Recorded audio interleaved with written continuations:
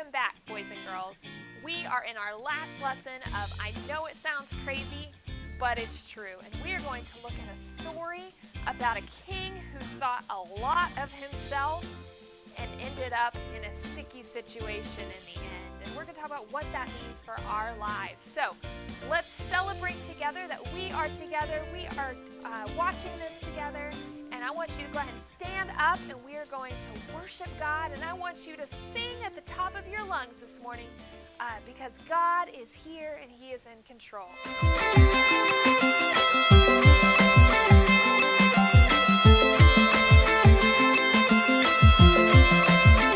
You are here, moving in our midst. I worship you, I worship you. You are here, working in this place. I worship you, I worship you. Waymaker, miracle worker, promise keeper, light in the darkness. My God, that is who you are. Whoa, waymaker, miracle worker, promise keeper, light in the darkness. My God, that is who you are. You are here, touching every heart. I worship you, I worship you. You are here, healing every heart. I worship you, I worship you. Waymaker, miracle worker, promise keeper, light in the darkness. My God, that is who you are. Whoa, waymaker, miracle worker, promise keeper, light in the darkness. My God, that is who you are. You are here, turning lives around.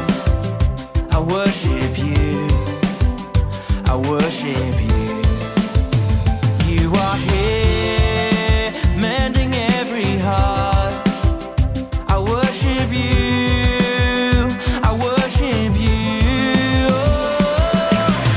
Waymaker, miracle worker, promise keeper, light in the darkness. My God, that is who you are. Whoa, waymaker, miracle worker, promise keeper, light in the darkness. My God, that is who you are. Whoa.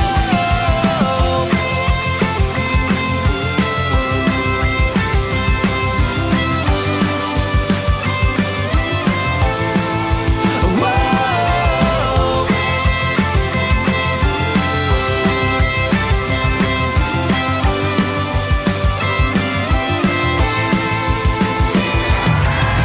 Waymaker, miracle worker, promise keeper, light in the darkness. My God, that is who you are. Sing it loud now. Waymaker, miracle worker, promise keeper, light in the darkness. My God, that is who you are. Waymaker, miracle worker, promise keeper, light in the darkness. My God, that is who you are. Whoa, waymaker, miracle worker, promise keeper, light in the darkness. My God, that is who you are. That is who you are. I know it sounds crazy, but in 1 acre of land, there can be over 1 million earthworms. I know it sounds crazy, but the largest earthworm ever found was in South Africa, and it measured over 22 feet long. I know it sounds crazy, but instead of having 1 heart like most animals, an earthworm has 5. I know it sounds crazy, but earthworms can breathe through their skin. I know it sounds crazy, but it's true. Very, very true. Get ready to hear something even crazier today on I know it sounds crazy, but it's true!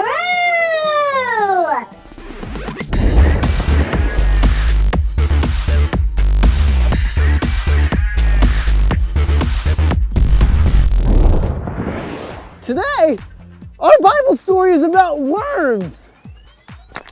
Worms, also known to scientists as Lumbricina, or wigglers, or night crawlers, or beaver tails, or mud spaghetti. Mud spaghetti? Okay, I made that last one up. Let me explain. King Herod gave a great speech one day. The people that heard him started applauding and cheering him. They said, "These are the words from a God, not from a man." In fact, they thought that King Herod was so smart, he must be God. You ever know someone who is the best at something? It's the girl who never messes up at a dance recital. It's the boy who always wins the science fair, or that kid who always gets picked first for sports and always scores the winning run. And then the people come and they give them high fives and they tell them about how awesome they are and how they are the best. Isn't it so annoying when that person actually believes they are the best? The best? At everything? Oh, that's definitely me. Yes, I'm definitely the best. I can jump the highest, run the fastest. I even outran a horse using only 1 foot. I can arm wrestle a grizzly bear while playing a flute. I won 27 gold medals at the last Olympics just for showing up. The president has my number on speed dial. My armpits do not create any...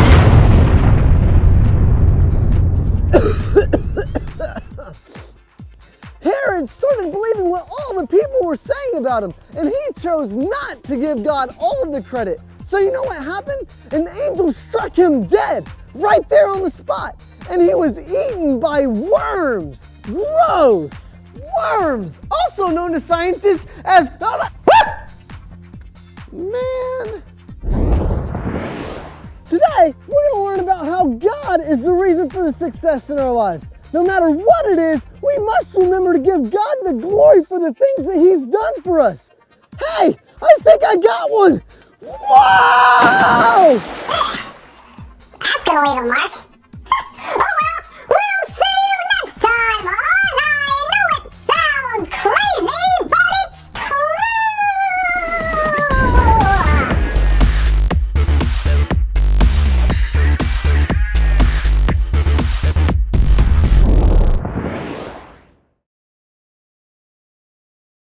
What's up? What's up? What's up? What's up? What's up?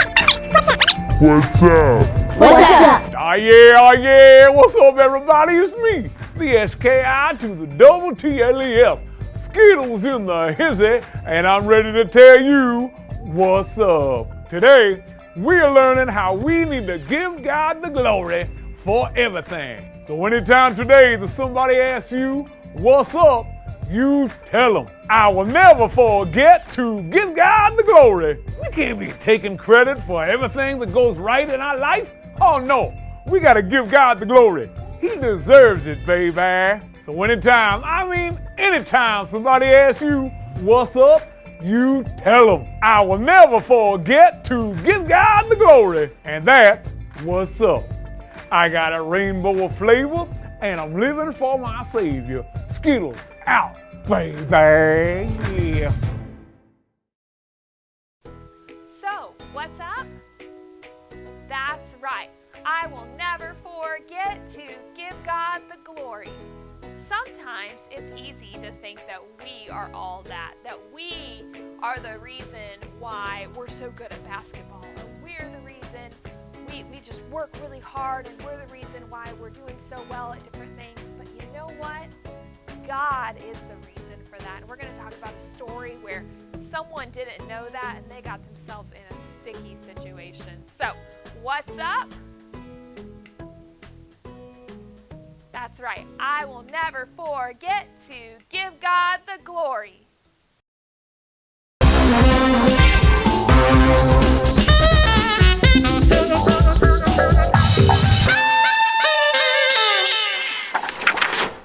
Hi boys and girls, it's me, Guinea, the record keeper. Did you know that the most amount of jelly beans to be stuck up someone's nose is 15 billion? That's crazy, right? Well, of course it was an elephant's nose. Well, anyway, now it's time for today's power verse. I will praise you forever, O God, for what you have done. Psalms 52:9. That was a great power verse.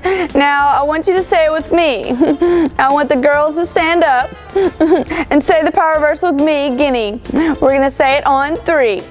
1, 2, 3. I will praise you forever, O God, for what you have done. Psalms 52:9. That was a great power verse, girls. You can have a seat. Okay, now I want the boys to say the power verse with me.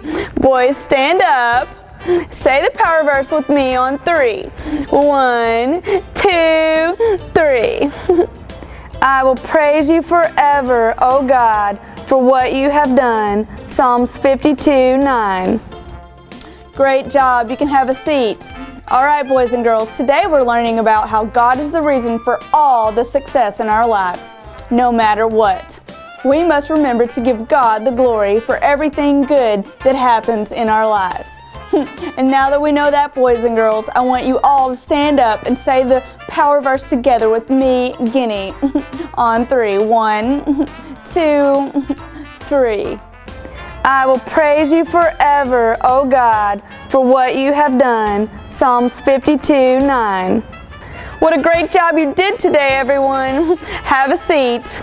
Well, I've got some more record keeping to do, so ta-ta. Keep your eyes crossed and your noses clean. Bye-bye.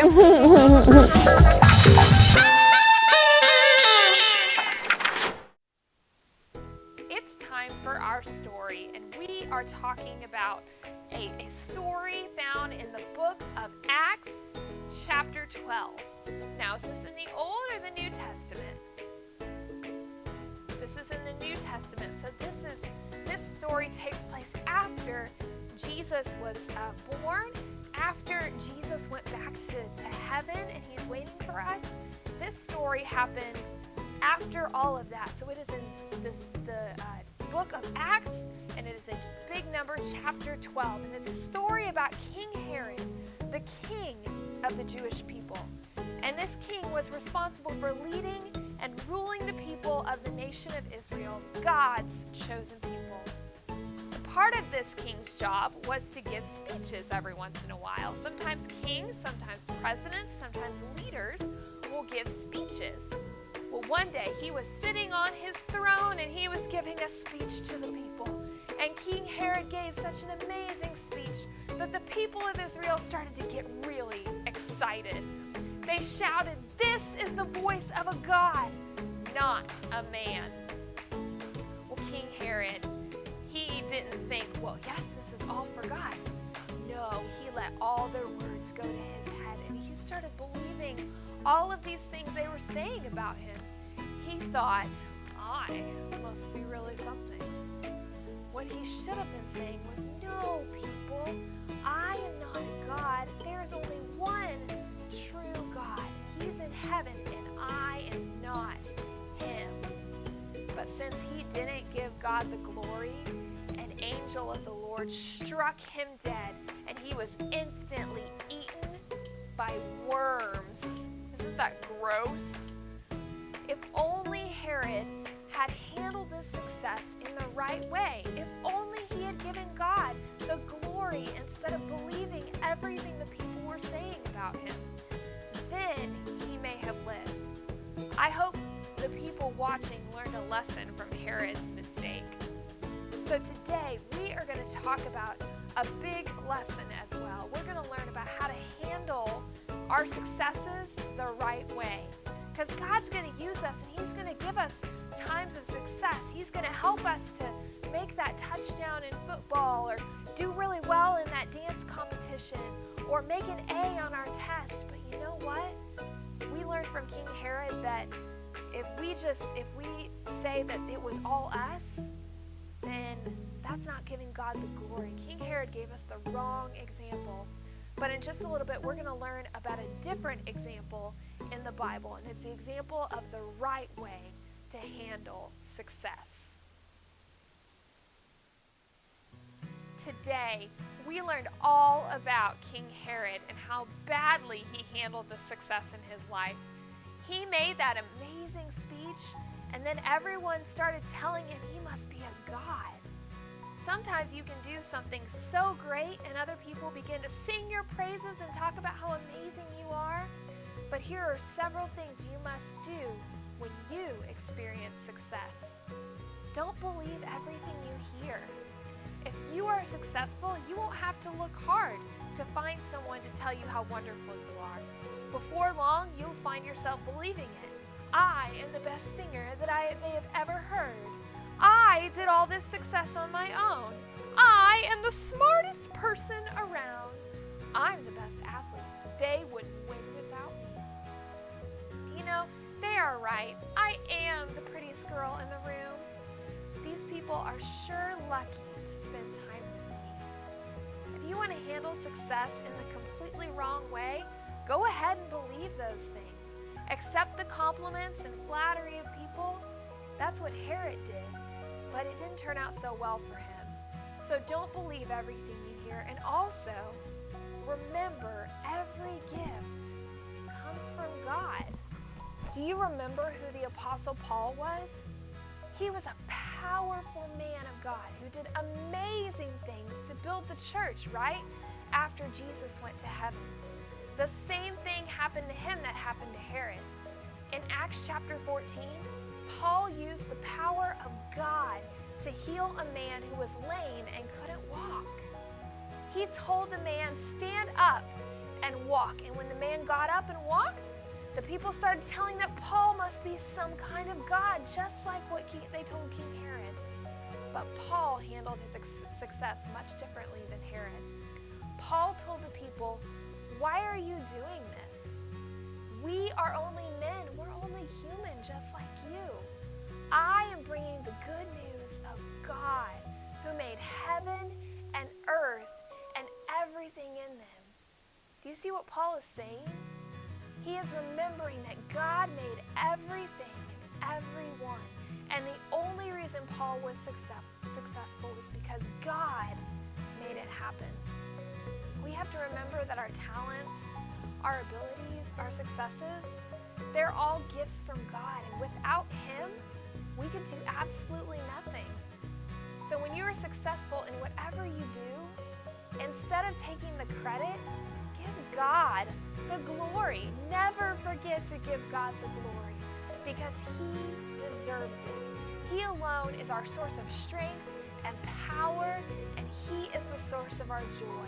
When you succeed, instead of being puffed up of yourself, give God the glory. Tell Him, "Thank you for using me. Thank you for the gifts and talents You've given me. Thank you for that touchdown. Thank you for helping me with a dance recital." It keeps us humble, and we realize that we are nothing without God. We need Him so much.